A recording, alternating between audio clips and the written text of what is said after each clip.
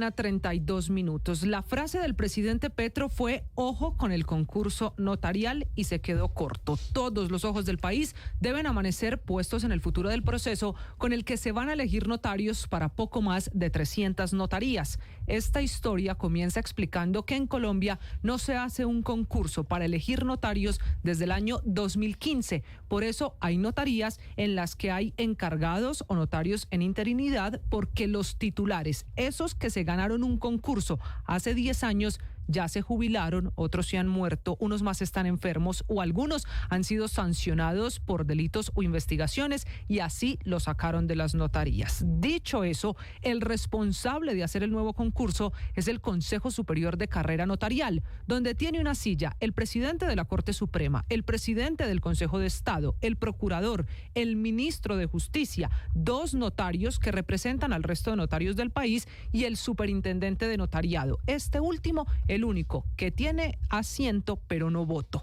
Ese Consejo Superior fue el que empezó el proceso para el nuevo concurso. Vale 8.000 millones de pesos. Se hizo una licitación y se la ganó la Universidad Libre. Así las cosas, ayer todos los interesados en ser notarios debieron inscribirse para este concurso que organiza la Universidad Libre. Sin embargo, el proceso se enredó. Primero, porque la Procuraduría advierte violaciones al debido proceso y cuestiona el cronograma y el trabajo de la Universidad Libre. Segundo, se metió el presidente Petro. El lunes dijo que están cobrando 1.000 millones de pesos por cupos para este concurso y que aquí hay una olla de corrupción. Pero ayer fue más allá. Dijo que la Universidad Libre le está haciendo el favor a la derecha y a la politiquería, acusando a la rectora, la exmagistrada del Consejo de Estado, María Isabel García González. Lo que está diciendo el presidente es que en este concurso para elegir notarios están vendiendo cupos para financiar las campañas políticas. Ojalá el presidente tenga pruebas de estas acusaciones,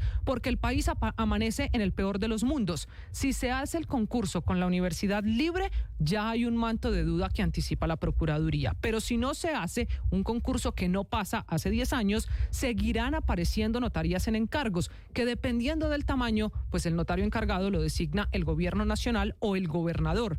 Ahí sí que hay un mercado de politiquería para nombrar notarios. Sí, presidente, ojo con el concurso para elegir notarios, porque con razón hay un dicho en Colombia que dice que no hay mejor negocio que conseguir una notaría. Paola Ochoa es periodista. Está en Mañanas Blue.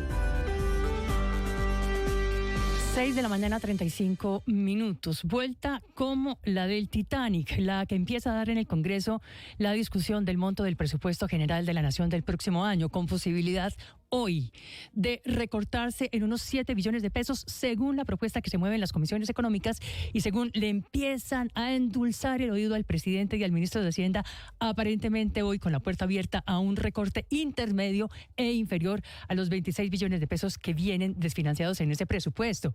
Presupuesto a punto de votarse en los próximos días, incluso muy probablemente mañana jueves, a fin de evitar que se venzan los términos para su aprobación, que por ley deben ser como máximo el 15 de septiembre, es decir, ya el próximo lunes, o de lo contrario el presidente vuelve a poder sacarlo por decreto, como ya sucedió el año pasado, quedando otra vez con carta blanca para definir cómo, cuándo, dónde, a quién y por cuánto se le reparte el presupuesto general de la Nación. Gran bolsa pública de recursos y principal banquete de las finanzas públicas, con espada de Damocles encima para la aprobación del monto, lo que tiene hoy a ponentes y congresistas de las comisiones económicas en toda una carrera contra reloj, tanto para ponerse de acuerdo entre ellos, es decir, entre las 4 comisiones, las 2 de Cámara y las 2 de Senado, así como para convencer a Hacienda y al presidente que lo mejor, lo más sensato, lo más prudente es sacarlo por consenso y en lo posible con un monto inferior a los 556.9 billones de pesos propuestos originalmente por el gobierno, de los cuales 26.3 billones vienen desfinanciados y supeditados, condicionados, amarrados a la aprobación de una ley de financiamiento que fue presentada el pasado 1 de septiembre y que pone a a la clase media a cargar con todo el peso de esa reforma tributaria, con mayores impuestos a bienes básicos y elementales de la canasta familiar, como la gasolina, la cerveza o los cigarrillos, y también con mayores tarifas de renta a los asalariados que ganan alrededor de 7 millones de pesos mensuales, que distan muchísimo de ser ricos y que por el contrario son clase media, a quienes cualquier alza en los impuestos les descuadra enormemente sus cuentas y sus propios presupuestos. Razón de peso para hacer ese ajuste vía el presupuesto general de la Nación, que además crece el gasto de funcionamiento en un 13% y el gasto en burocracia en casi 9%, todo lo cual tiene hoy al Congreso con varias alternativas. Por un lado, recortar efectivamente el monto en unos 7 billones de pesos, la más probable de momento. Por otro lado, recortar el monto en los 26 billones de pesos en los que viene desfinanciado, e incluso algunas que hablan hasta de un recorte de 40 billones de pesos, que es el cálculo del Comité Autónomo de la Regla Fiscal. Ricardo Ospina es periodista. Está en Mañanas Blue. Son las 6 de la mañana y 38 minutos. El gobierno del presidente Gustavo Petro comenzó a pasar la cuenta de cobro a los sectores políticos que le incumplieron el apoyo que habían prometido a María Patricia Balanta en el Senado en la dura batalla frente a Carlos Camargo en la elección para el nuevo magistrado de la Corte Constitucional. La derrota sufrida por el gobierno en esa elección llevó al presidente Gustavo Petro a replantear su estrategia política de cara al último tramo de su mandato. Y la primera consecuencia directa ha sido la aceptación de la renuncia de Julián Molina, el ministro de Comunicaciones, quien era reconocido como cuota de un sector del partido de la U que mantenía su apoyo al Ejecutivo, pero que, según las cuentas de la Casa de Nariño, habría cambiado a última hora su voto, quitándoselo a la doctora Balanta para dárselo al exdefensor Camargo Asís, quien claramente era el candidato del antipetrismo. Siguen en capilla el ministro de Trabajo Antonio Sanguino y la ministra de Comercio Diana Marcela Morales, a quienes desde hace una semana la directora del DAPRE, Angie Rodríguez, les pidió la carta de renuncia, que sigue bajo evaluación del presidente Gustavo Petro. En el caso de Sanguino, forma parte del gobierno en representación de la Alianza Verde, y en el caso de la ministra Morales es cuota de los congresistas liberales petristas, en ambos casos con dudas del gobierno sobre su apoyo a la candidata Balanta. De esas movidas depende el futuro de la coalición de gobierno en el Congreso, que parece cada vez más disminuida. Incluso se espera que los nuevos ministros, en reemplazo de los que se van del gabinete, sigan surgiendo del círculo más dogmático del petrismo, cortando cualquier posibilidad de convergencia con el centro político, cuyos votos son necesarios en el Congreso para sacar adelante los proyectos del Ejecutivo. Bajo ese escenario están en vilo proyectos clave en el Congreso, como el presupuesto, cuyo monto debe votarse antes del lunes, la reforma tributaria y la reforma a la salud.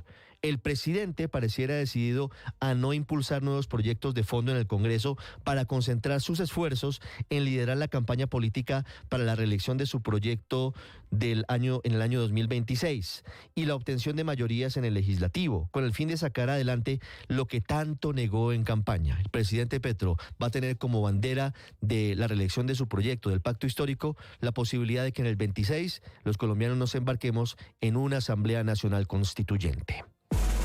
María Camila Orozco es periodista. Está en Mañanas Blue.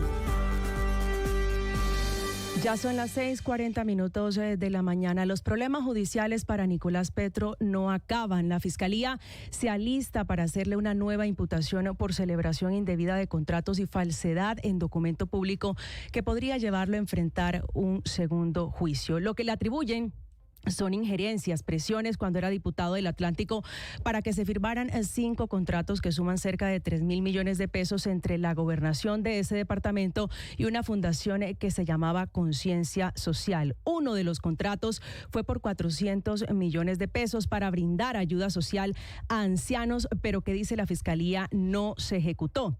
Hay evidencias en los chats de Dais Vázquez, la expareja de Nicolás Petro, y por eso la Fiscalía llega a la conclusión de que por lo menos 120 millones de pesos llegaron a los bolsillos de ese matrimonio, del matrimonio Petro-Vázquez. Pero sin que haya fecha para esa audiencia, los movimientos de Nicolás Petro ya están despertando el interés de la cúpula de la Fiscalía. Sin que se hiciera, o a pocas horas de que se hiciera oficial esta decisión, en cabeza de Aura Trujillo, la jefe de la unidad delegada para las finanzas criminales, se tomó la decisión de enviar un refuerzo a la fiscal que lleva esta investigación. A pesar de la autonomía que tienen los fiscales, que tanto se pregona desde la cúpula de esa entidad, en tiempo récord emitieron una circular diciendo que la fiscal Lucy Laborde, que está dedicada exclusivamente a este asunto, va a tener el apoyo de la fiscal María Isabel Ramírez para acompañarla, orientarla y asesorarla a ella, que es la titular de esta investigación. Una decisión que deja un sinsabor y que despierta todas las suspicacias, porque hace algunos días esta misma fiscalía expidió otra resolución reorganizando los despachos para equilibrar las cargas laborales, que no es el caso del despacho de la fiscal que tiene la titularidad de esta investigación. No es menor el sinsabor ante la posibilidad de que se repita la historia del fiscal Mario Burgos, que se volvió incómodo para el presidente y para Nicolás Petro y que terminó saliendo o sacándolo de la investigación con el pretexto de que filtró los videos donde Nicolás Petro confesó que su padre sabía lo que él estaba haciendo.